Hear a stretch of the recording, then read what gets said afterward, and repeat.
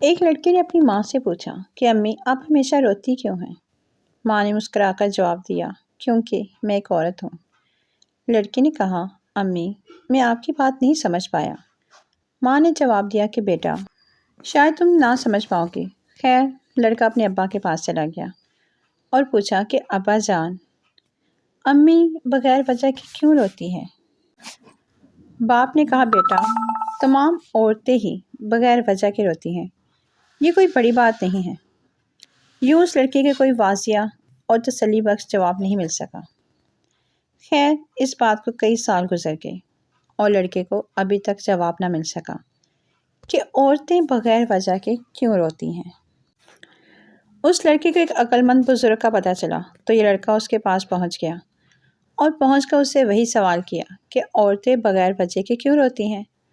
بزرگ نے جواب دیا، بیٹا جب اللہ نے عورت کو بنایا تو اس کے مضبوط کندھوں سے نوازا کہ وہ دنیا کے بوجھ برداشت کر سکے، اور اس کو نرم پیار کرنے والے بازوؤں سے نوازا کہ وہ ان سے استراحت دے سکے، سکون دے سکے۔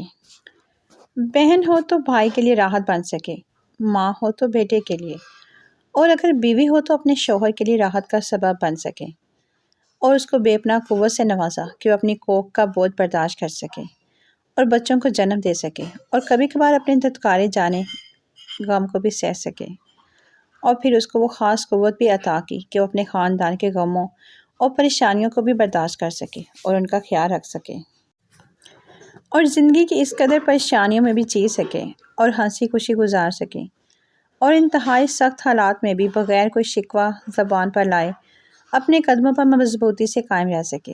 اور اللہ نے عورت کو نہ ختم ہونے والے پیار اور معاف کر دینے والے دل سے نوازا کہ اس کی اولاد کتنی ہی نافرمان ہو اور گستاخ کیوں نہ ہو، وہ پلک جھپکتے ہی اس اذیت دینے والی اولاد کو معاف کر سکے۔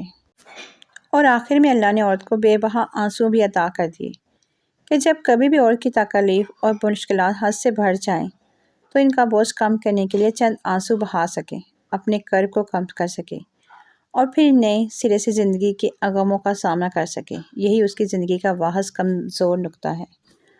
تو یاد رکھیں کہ عورت جب رو رہی ہوتی ہے تو در حقیقت وہ اپنے کسی غم اور مصیبت پر رو رہی ہوتی ہے، کوئی ایسا غم جو اس پر گزر چکا ہوتا ہے، کوئی ایسی تکلیف جو اس پر آنے والی ہوتی ہے۔